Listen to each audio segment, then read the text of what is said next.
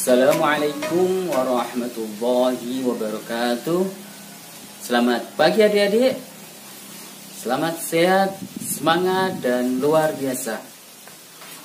Alhamdulillah, pada pagi hari ini kita dapat berjumpa lagi dalam pelajaran pendidikan agama Islam. Hari ini kita akan mempelajari tentang manfaat dan keuntungan dari jujur. Namun sebelum itu, marilah kita mulai pelajaran pada pagi hari ini dengan berdoa bersama. Bismillahirrahmanirrahim.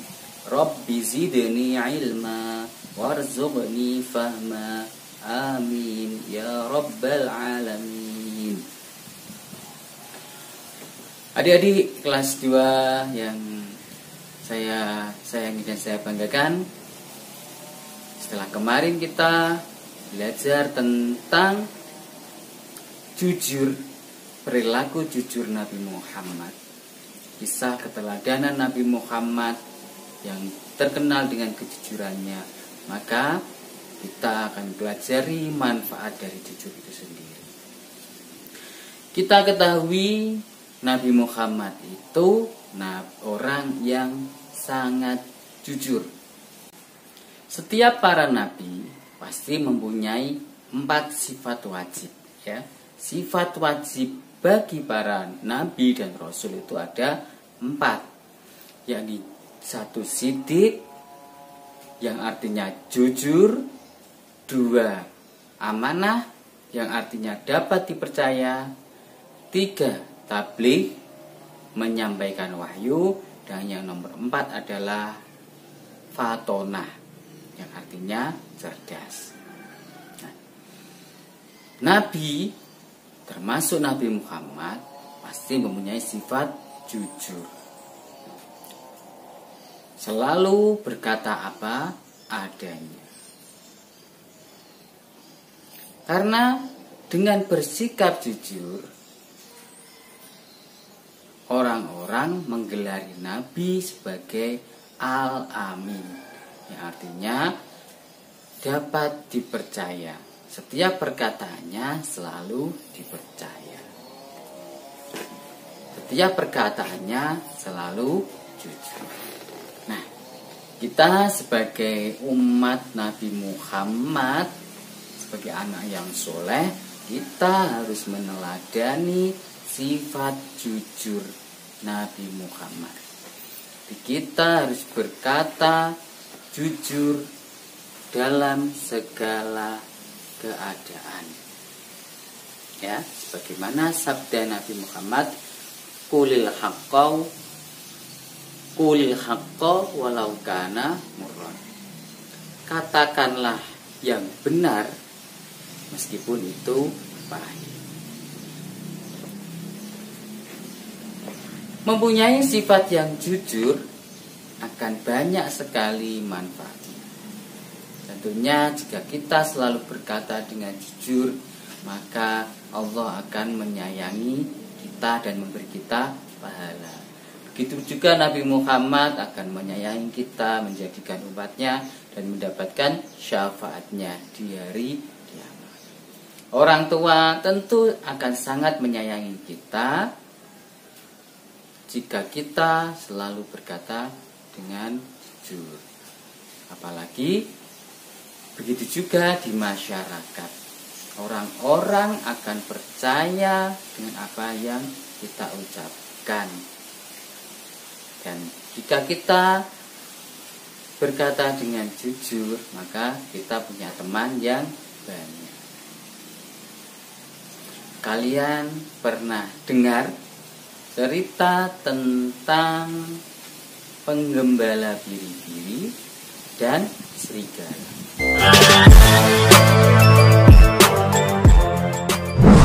Anak penggembala dan serigala. Seorang anak gembala selalu menggembalakan domba milik tuannya di dekat suatu hutan yang gelap dan tak jauh dari kampungnya. Karena mulai merasa bosan tinggal di daerah peternakan, dia selalu menghibur dirinya sendiri dengan cara bermain-main dengan anjingnya dan memainkan serulingnya. Suatu hari ketika dia mengembalakan dombanya di dekat hutan, dia mulai berpikir apa yang harus dilakukannya apabila dia melihat serigala. Dia merasa terhibur dengan memikirkan berbagai macam rencana. Tuannya pernah berkata bahwa apabila dia melihat serigala menyerang kawanan dombanya, dia harus berteriak memanggil bantuan, dan orang-orang sekampung akan datang membantunya. Anak gembala itu berpikir bahwa akan terasa lucu apabila dia berpura-pura melihat serigala dan berteriak memanggil orang sekampung untuk membantunya. Dan saat ini, walaupun ia tidak melihat seekor serigala, anak gembala itu berpura-pura lari ke arah kampungnya dan berteriak sekeras-kerasnya, "Serigala! Serigala!" Seperti yang dia duga, orang-orang kampung yang mendengarnya berteriak cepat-cepat meninggalkan pekerjaan mereka dan berlari ke arah anak gembala tersebut untuk membantunya. Tetapi yang mereka temukan adalah anak gembala yang tertawa terbahak-bahak karena berhasil menipu orang-orang sekampung. Beberapa hari kemudian, anak gembala itu kembali berteriak, "Serigala! Serigala!"